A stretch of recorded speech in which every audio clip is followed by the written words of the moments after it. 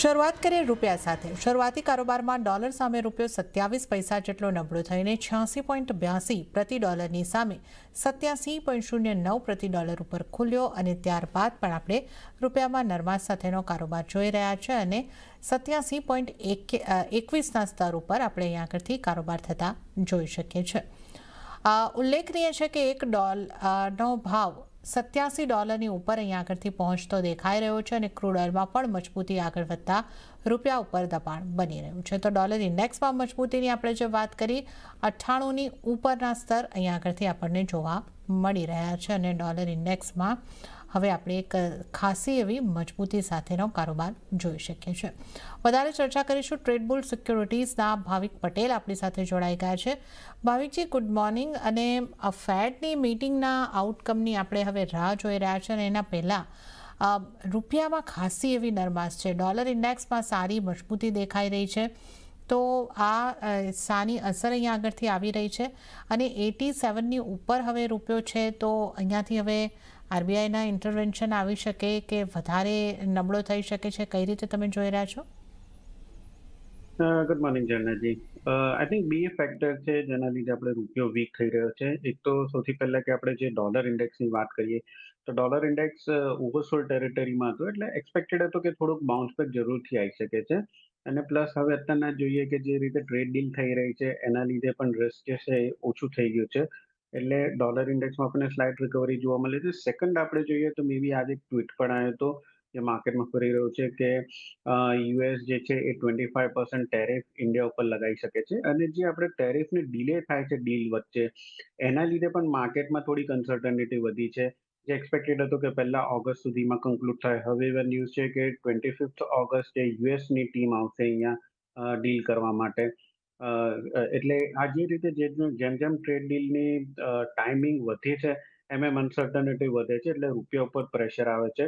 Second આપણે factor જોઈએ કે જે રીતે ક્રૂડ વધી રહ્યું છે એના લીધે પણ ઇમ્પોર્ટ જે છે આપણું વધી રહ્યું છે. અને પ્લસ યુઝ્યુઅલી મંથ એન્ડમાં આપણે જોતા હોય છે કે ડોલરની રિક્વાયરમેન્ટ ઇમ્પોર્ટર માટે હોય છે. એટલે યુઝ્યુઅલી એ લોકો બેંકમાંથી ડોલર લે છે અને એના લીધે પણ પ્રેશર જે છે એ રૂપિયા ઉપર આવે છે. એટલે અત્યારના કોઈ પણ ફેક્ટર્સ પોઝિટિવ દેખાઈ નથી રહ્યો. હાલ મને નથી લાગતું કે આરબીઆઈ જે છે ઇન્ટરવેન કરી શકે છે. ઇન્ટરવેન કરશે કારણ કે જે રૂપિયાની કરેક્શન છે એ આઈ થિંક ગ્લોબલી પણ બીજી બધી ઇકોનોમિક કરન્સીઝ જોઈએ, ખાસ કરીને ઇમર્જિંગ માર્કેટની કરન્સીઝ, તો બધી જ કરન્સીઝ વીક થઈ રહી છે, નોટ જસ્ટ ઇન્ડિયન રૂપી. એટલે અત્યારના મને લાગે છે કે આ જે કરેક્શન જે છે એક્સપેક્ટેડ છે કે હજી પણ કન્ટિન્યુ થઈ શકે છે. 87-60 સુધી પણ આવી શકે છે રૂપિયો. એટલે ઓવરઓલ શોર્ટ ટર્મમાં જ્યાં સુધી ઇન્ડિયા અને યુએસની ડીલ નથી થતી ત્યાં સુધી લાગે છે કે રૂપિયો જે છે દબાવમાં જ રહેશે. ઓકે, તો ખાસ કરીને આ ટ્રેડ ડીલ ઉપર બધો ફોકસ અહીંયા આગળથી બની રહ્યો છે અને એની ઇમ્પેક્ટ આપણને કરન્સી પર દેખાઈ રહી છે. તો રૂપિયોમાં વધારે દબાણ બનતું આપણને જોવા મળી શકે છે. રૂપિયો દબાણ સાથે જ આગળ પણ કામકાજ કરી શકે છે. પણ સોનાની વાત કરી લઈએ તો ગઈકાલ કરતાં આજે સોનામાં રિકવરી સાથેનો કારોબાર જોવા મળ્યો અને ફેડની બેઠકના આઉટકમ પહેલાં થોડો વોલેટાઇલ કારોબાર, પણ જ્યાં આપણે જોઈએ તો કોમેક્સની ઉપર આપણે કિંમતોની ઉપર નજર કરીએ તો 3327ના સ્તર આપણે જોઈ શકીએ છીએ. ફ્લેટ ટુ પોઝિટિવ કામકાજ અહીંયા આગળથી ગોલ્ડ ઇન્ટરનેશનલમાં એટલે કે કોમેક્સ ઉપર અને 98,435ના સ્તર આપણે જોઈ શકીએ છીએ એમસીએક્સ ઉપર. ભાવિકજી, ગોલ્ડને અહીંયાથી કેવી રીતે જોવું જોઈએ આપણે? જે રીતે અહીંયા પણ ફેડની મિટિંગના આઉટકમની પણ ખાસી અસર અને ડોલર ઇન્ડેક્સ જે હવે લગભગ 99ની આસપાસ આવી ગયો છે, તો સોનાને અહીંયા આગળ કઈ રીતે આપણે જોવું જોઈએ? કયા સ્તર બની શકે છે સોનામાં? સોનામાં આઈ થિંક કોલ લેવો થોડો ડિફિકલ્ટ છે કારણ કે આ વીક આખું આપણે જોઈએ તો ઘણું ડેટાસ છે. જેમ કે આજે આપણે જોઈએ તો ફેડની બેઠક છે. જો કે માર્કેટે તો એક્સપેક્ટ કર્યું છે કે કોઈ રેટ કટ નથી થવાનો, બટ ફેડની જે કોમેન્ટરી છે બહુ જ ઇમ્પોર્ટન્ટ છે, જેનાથી આગળ આપણને કેટલી આઈડિયા આવશે કે આ વર્ષના એન્ડમાં કેટલી વાર રેટ કટ કરી શકે છે, 2 વાર કે 1 વાર. એટલે એ પોલિસી ઉપર આપણે ગોલ્ડની ડિરેક્શન જોવા મળી શકે છે. સેકન્ડ થર્સડે આપણે જોઈએ તો પીસીઈ જે મોંઘવારીના ડેટા જે ફેડ જોતું હોય છે એના આંકડા આવવાના છે અને શુક્રવારે જોબ્સ ડેટા આવવાના છે. અને લાસ્ટ ટાઈમ પણ આપણે જોયું કે જોબ્સ ડેટા સ્ટ્રોંગ છે. જો આ વખતે પણ સ્ટ્રોંગ આવે છે તો ફેડ જે છે એ રેટ કટ કરવાનું જે છે થોડુંક હોલ્ડ કરી શકે છે અને જેના લીધે ગોલ્ડ અને સિલ્વરમાં કરેક્શન જોવા મળી શકે છે. એટલે હાલ મને લાગે છે કે માર્કેટ થોડુંક વેઇટ એન્ડ વોચ મોડમાં છે. ડેફિનેટલી ગોલ્ડ અને સિલ્વર રિઝિલિયન્ટ ઘણું છે કારણ કે જે રીતે ટ્રેડ ટેરિફની વાત ચાલી રહી છે, મોસ્ટ ઓફ ડીલ થવા લાગી છે, મોસ્ટ ઓફ મોટી ઇકોનોમી જેમ જાપાન છે, યુરોપ છે, એમ તો એ રીતે ગોલ્ડમાં આપણને સેલ ઓફ જોવા નથી મળી રહ્યો. એટલે આઈ થિંક 3300 થી 3380 જે છે એની વચ્ચે જ અથડાઈ રહ્યું છે. ઓવરઓલ આ જે ફેડની બેઠકમાં ફેડની કોમેન્ટ્રી કેવી છે, ડોવિશ કે હોકિશ, એના ઉપરથી આપણને થોડુંક વધારે ખ્યાલ આવી શકે છે. બટ ઇન્ટ્રાડે, કારણ કે રૂપિયો થોડોક વીક થઈ રહ્યો છે, એ જોતા મને લાગે છે કે ઇન્ટ્રાડે એટલીસ્ટ બાય ઇન્ડેક્સની સ્ટ્રેટેજી રાખવી જોઈએ, જ્યાં આજે 98,200 ની આસપાસ બાય કરી શકાય છે, 98,600 ના ટાર્ગેટથી, અને 98,000 નો સ્ટોપ લોસ રાખી શકાય છે.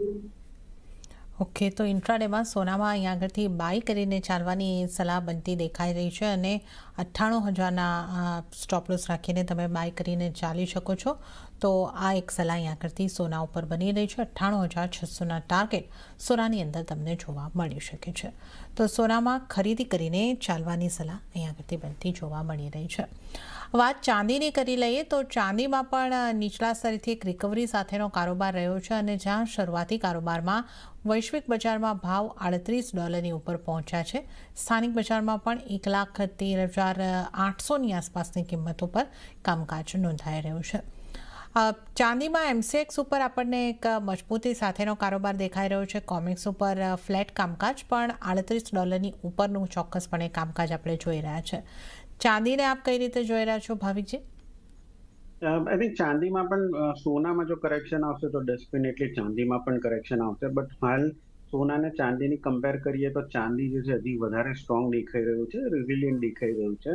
અને ઓવરઓલ આઈ થિંક વધારે ટોપ પ્રેફરેબલ મારી ચાંદી જ રહેશે, કારણ કે સોનામાં જેટલું કરેક્શન આવ્યું તેટલું ચાંદીમાં નથી આવ્યું. ચાંદીમાં મોમેન્ટમ છે એ પણ પોઝિટિવ છે, અને શોર્ટ ટર્મ આપણે ચાર્ટ પણ જોઈએ તો એક હેડ એન્ડ શોલ્ડર પેટર્ન બની રહ્યું છે, કે મને લાગે છે કે જે બ્રેકડાઉન જે છે 1,12,000ની નીચે આવે છે. તો ચાંદીમાં જે લોકોની લોંગ પોઝિશન છે, જ્યાં સુધી 1,12,000ની નીચે નથી જતો ત્યાં સુધી પોઝિશન હોલ્ડ કરવી જોઈએ. 1,12,000ની નીચે જ મને લાગે છે કે મેજર કરેક્શન આવી શકે છે. આજના દિવસમાં 1,13,500ની આસપાસ બાય કરી શકાય છે, 1,14,400ના ટાર્ગેટથી, અને 1,13,000નો સ્ટોપ લોસ રાખી શકાય છે. તો ઓવરઓલ ચાંદી અને સોનાની વચ્ચે આજના દિવસમાં મારા વધારે પ્રેફરેબલ છે ઇન્ટ્રાડે બાય કરવા માટે ચાંદી. ઓકે, તો ચાંદીમાં પણ અહીં આગળથી ખરીદી કરીને ચાલવાની સલાહ છે. 1,13,500ની આસપાસથી તમે ચાંદીને ખરીદીને ચાલી શકો છો. ટાર્ગેટ 1,14,400ના બની શકે છે. તો સોના ચાંદી બંનેમાં ઇન્ટ્રાડેમાં ખરીદારીની સલાહ છે, અને એકને પ્રિફર કરવું હોય તો ચાંદીને પ્રિફર કરીને ચાલો. 1,14,400ના ટાર્ગેટ, સ્ટોપ લોસ 1,13,000નો રાખવાનો રહેશે. તો સોના ચાંદીની આપણે વાત કરી અને હાલ સમય થઈ રહ્યો છે એક બ્રેક લેવાનો. લઈશું બ્રેક, અને બ્રેક બાદ ભાવિક પટેલ સાથે અન્ય કોમ્યુનિટીઝની ચર્ચામાં આગળ વધીશું.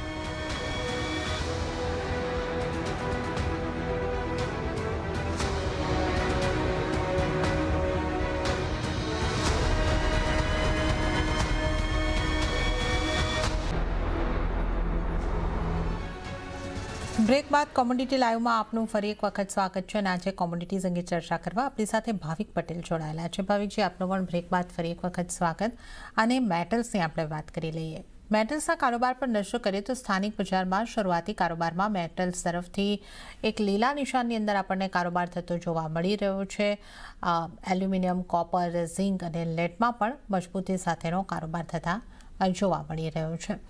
તો આપણે એમસેક્સ ઉપર ખાસ કરીને મેટલ્સની વાત કરીએ. આજે લેડમાં 1.5% મજબૂતી દેખાઈ રહી છે. ઝિંકમાં 0.5% મજબૂતી, અને એલ્યુમિનિયમ અને કોપરની વાત કરીએ તો ત્યાં પણ થોડી મજબૂતી સાથે જ કારોબાર થઈ રહ્યો છે. ભાવિકજી, મેટલ્સને અહીં આગળથી કઈ રીતે જોવી જોઈએ? ડોલર ઇન્ડેક્સમાં ખાસી એવી રિકવરી છે. ચાઇનામાં પણ થોડી ઇકોનોમી ત્યાં સુધરતી જોવા મળી રહી છે. ડિમાન્ડ પણ આવતી હવે વધી શકે એવી સંભાવનાઓ છે. તો મેટલ્સ માટે આપની કઈ મેટલમાં કઈ રીતની સલાહ બનશે? આઈ થિંક મેટલ્સમાં કોપર અને ઝિંક પર ફોકસ રાખવું જોઈએ. હાલ અત્યારના આ વીકમાં ચાઇનાના મેન્યુફેક્ચરિંગ પીએમઆઈ પણ આવવાના છે, જે દેખાડશે કે આગળ જતા ચાઇનાની જે મેન્યુફેક્ચરિંગ એક્ટિવિટી છે કેટલી એક્સપાન્ડ થાય છે કે કોન્ટ્રાક્ટ થાય છે. એક્સપેક્ટેડ છે કે થોડું પોઝિટિવ રહેશે. ડોલર ઇન્ડેક્સમાં આપણને રિકવરી આવી છે, પણ અત્યારના ટ્રેડ ડીલ જે થઈ રહી છે એ જોતા લાગી રહ્યું છે કે માર્કેટને થોડુંક હાશકારો છે, અને એના લીધે બેઝ મેટલ્સની ડિમાન્ડ છે એ થોડુંક પોઝિટિવ થઈ રહ્યું છે. સેકન્ડ એ છે કે યુએસ અને ચાઇનાનું જે ટ્રેડ નેગોશિએશનનો 60 ડેઝનું જે એ લોકોએ હોલ્ટ કર્યું છે, પોઝ કર્યું છે કે આગળ જતા ટેરિફ નહીં લાગે.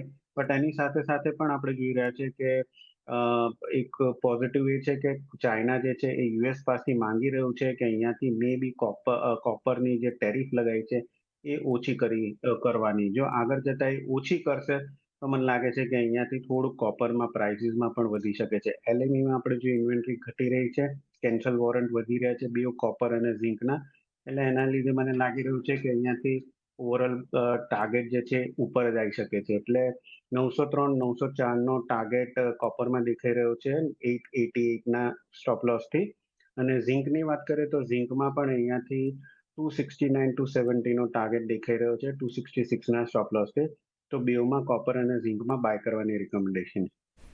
ઓકે, તો કોપર અને ઝિંકમાં ખરીદી કરીને ચાલવાની સલાહ આગળથી બનતી દેખાઈ રહી છે. કોપરની વાત કરીએ તો 903 904ના ટાર્ગેટ બની શકે છે, 880નો સ્ટોપ લોસ. અને ઝિંકની વાત કરીએ તો ત્યાં પણ એક ખરીદારી કરવાની સલાહ બની રહી છે. ઝિંક માટે 269ના ટાર્ગેટ અહીં આગળથી બનતા દેખાઈ શકે છે.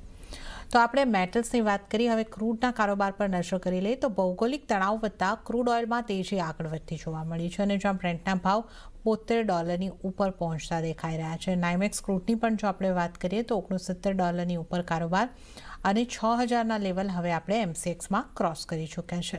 તો અહીંયા ગ્લોબલ ટ્રેડ રિલેશન સુધરતા કિંમતોમાં ઉછાળો નોંધાયો છે. જોકે હવે બજારની નજર ચાઇનાના પીએમઆઈના આંકડાઓની ઉપર પણ બનેલી રહેશે.